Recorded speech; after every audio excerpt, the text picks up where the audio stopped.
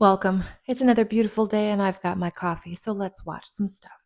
Under the guidance of the Smithsonian Institute, Professor S.A. Jordan led the extensive explorations. The team embarked on a thorough investigation with the objective of uncovering all significant details.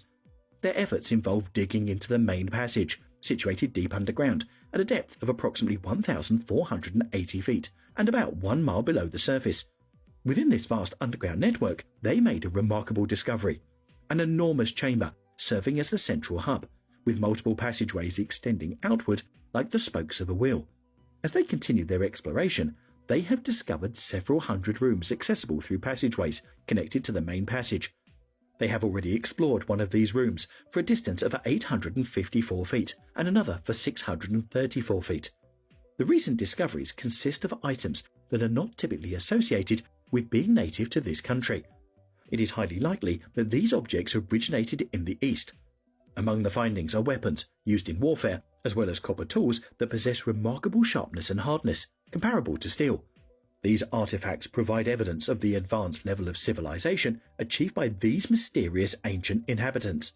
Kincaid, who was the first white child born in Idaho, has dedicated his entire life to exploration and hunting.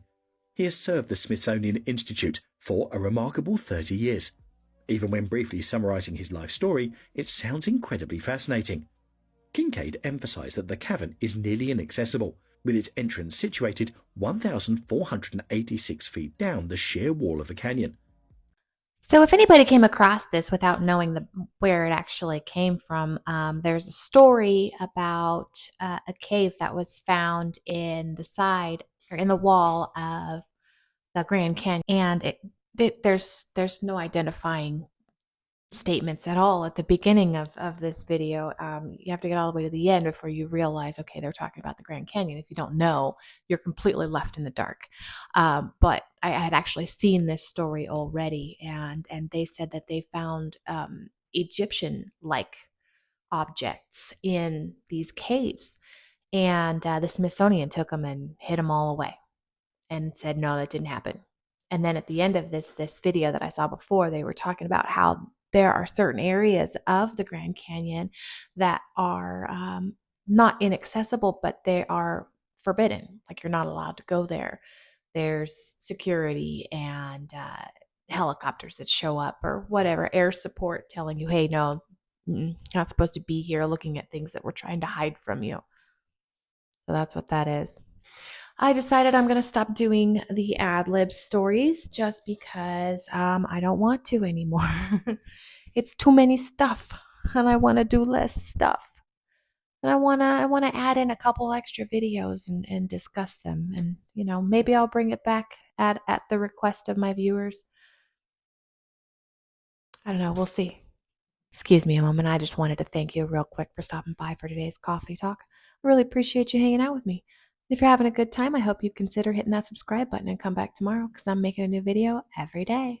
This is absolutely insane. Scientists have found out that many cardiac arrest survivors showed signs of consciousness for up to an hour after their heart stopped beating. In fact, 40% of the patients that had a near-death experience in the study they conducted showed high levels of consciousness after their heart stopped. And many of them claimed that they had levels of awareness during the revival process, with some of them even saying that they had an out-of-body experience where they could see the doctors performing CPR and even heard them speaking. Not to mention, but many patients reported that they got to see faceless figures along with images of their deceased loved ones and even demons. But what's even crazier is researchers believe that these aren't just hallucinations or illusions. Instead, they believe that the brain's processes during the state may be opening access to new dimensions of reality. However, scientists did say that more research is needed in order to better understand death and the experience behind it. So the question is, do you think there's a new dimension of reality or not?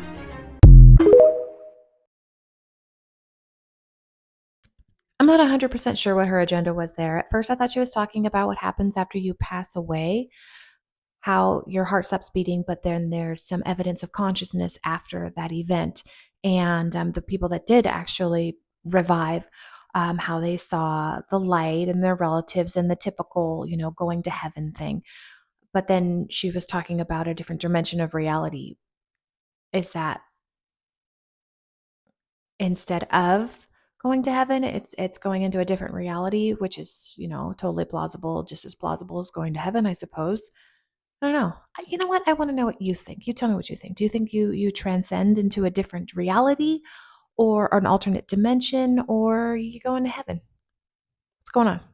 Bruh, tell me I'm not about to do this to the grade scale, man. We are completely fucked as a nation. Like, if this is the grade scale we're going to operate off of, we might as well just give up. Because that's what this is. This is giving up. Like, we all remember this grade scale. Like, basically 90 to 100 is an A, 80 to 90 is a B, 70 to 80 is a C, and 60 to 70 is a D. Anything below 60, you're failing. And this isn't some crazy standard. I mean, all you gotta do to get a diploma or a degree in something is get at least 60% of the right. Basically get slightly more than half correct. That's all you had to do. But now under this, you could literally get 79% wrong and still graduate. That is insane. Can you think of any job in the world or any field whatsoever where you'd want a person who got 79% of the wrong? Like, there should never be a time where you can get more wrong than right and still graduate. You can't be wrong more than you're right and then get a degree in something, but you can here. Even if you get 59% wrong, you still get a C. This grade scale would manage to lead to the generation with the most degrees ever, while also being the stupidest motherfuckers to ever exist. Like, for you to fail, you have to get 80% wrong. That is mind-blowing. Not to mention, it takes away any reason to actually work hard in school. Because when an 81 is an A, do you know how easy it is to get an 81 in high school? Like, if you fail high school, you're already one of the dumbest motherfuckers in this country. Because high school is designed to get you through it. Like, you have to try to fail high school. And I know that because of the massive stoners that never showed up that graduated. They still managed to get 70s or 80s while being completely stoned and only being there half the time. So to the generation that's going to use this as their grade scale, I want you to know that if you can't achieve a B, you are never going to accomplish anything in life whatsoever. If you work really hard, you can be a shift manager at McDonald's one day.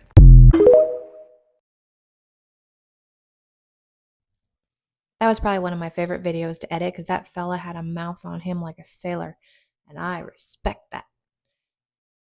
But he's absolutely 100% right. It's ridiculous the amount of effort that has to be put out these days by our children. Unfortunately, my children, I see their grade scale and I don't understand.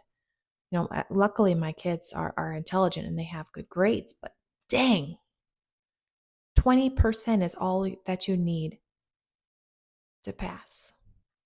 21%, that's like just showing up.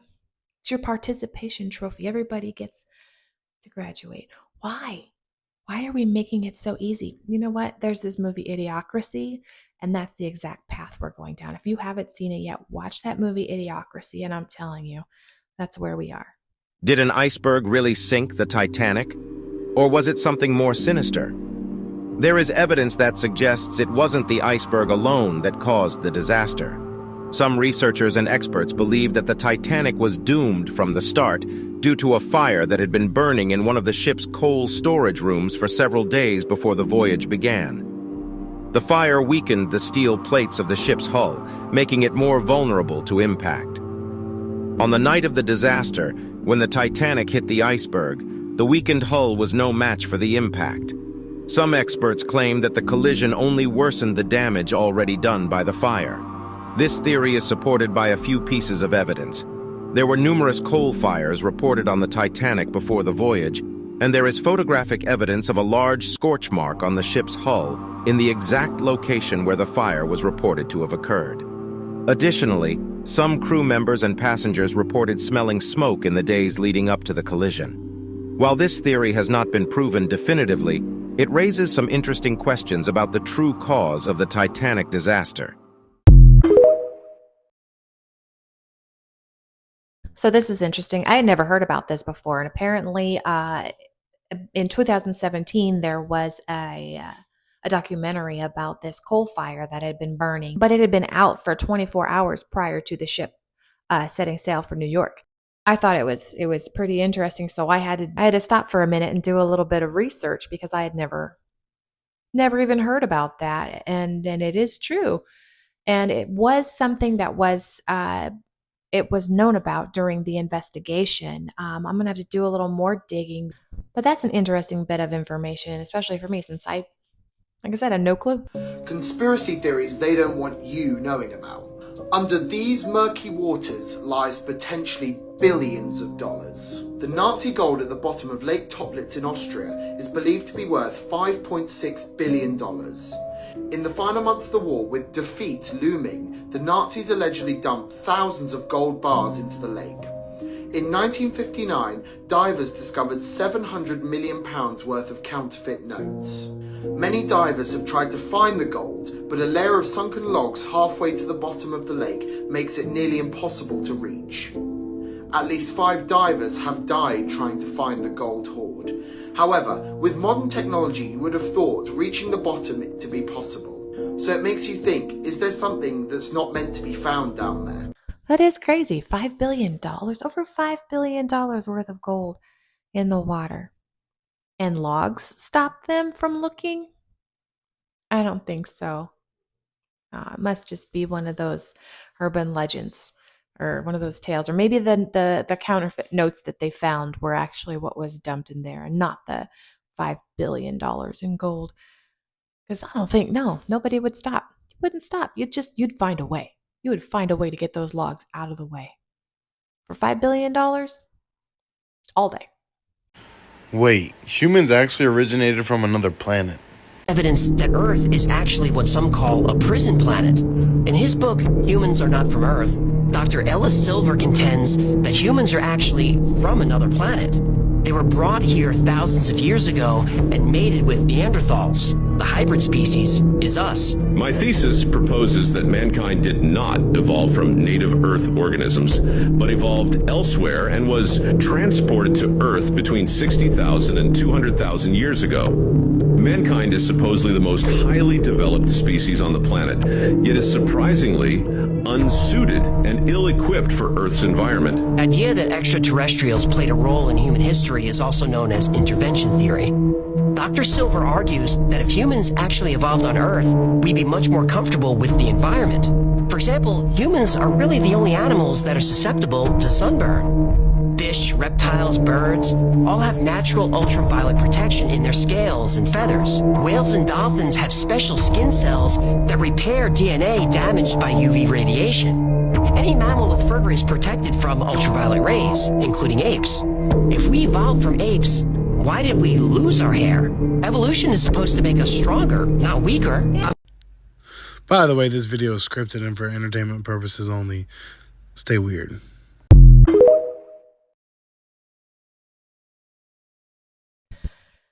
I'm not going to argue with that one. I really like that theory. I like those theories. I think those are really cool. They just add a sense of fantastic to everything, and why not? I mean, I'm not going to say, yeah, 100% that's accurate. I'm not going to say, no, it's wrong, but I really like it. We will soon all have a neurochip in our brain. Yes, it will be mandatory. Recently, Elon Musk came out with a shocking tweet, revealing that Neuralink was actively working with the United States government to make it mandatory for everyone to have a chip in their brain. He also claimed it would be a way to detect diseases earlier, cure blindness, or even help people walk again. It would also allow us to communicate or access the internet directly from our brain. But in reality, the truth is way darker. The only goal behind this project is to have complete control over us, gaining access to our thoughts, emotions, and much more. Yes, we will all have access to unlimited entertainment, connect consistently with the world, and relive our best memories, just like in Black Mirror. But just imagine the power that people like Elon Musk or even the government will have over us. They will be able to manipulate us with a single click. And let's not even talk about the risk of being hacked. Imagine someone hacking your brain. What do you think about this scary situation? Well, I don't think the part about Elon Musk working with the government to make it mandatory is fact. Everything else there is just mind-boggling. It's a lot to think about. the potential for good as well as, malice in these situations. It's crazy. That being said, thank you so much for hanging out with me today, and I hope to see you tomorrow. Have a wonderful day. Oh, here's my cutting room floor. 3, 2, 1. I'm not doing it anymore. I don't want to. Because that fella had a mouth on him like a sailor. Because that gentleman had a mouth like a sailor. That fella has got a potty mouth that I can respect. It's 100% correct. It's 100% true. Absolutely true. He's absolutely 100% right. It's too many stuff. I'm doing a lot of stuff, and I don't want to do too many stuff. I want to make it easier. That's the point. That's crazy. That's crazy. That's crazy. That's crazy. That is crazy. No, I can act like I know what I'm talking about because I kind of do a little bit. But it was out for over 24 hours prior to the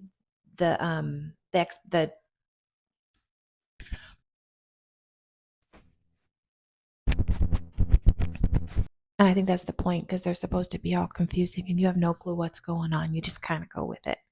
That's ridiculous. I mean, come on. I love conspiracy theories, but that's ridiculous. I mean, why would you want to have a chip in your brain anyway? Several episodes of a Doctor Who there. I'm going to get rid of that part. Let's try this again. We're going to go ahead and act like that didn't just happen.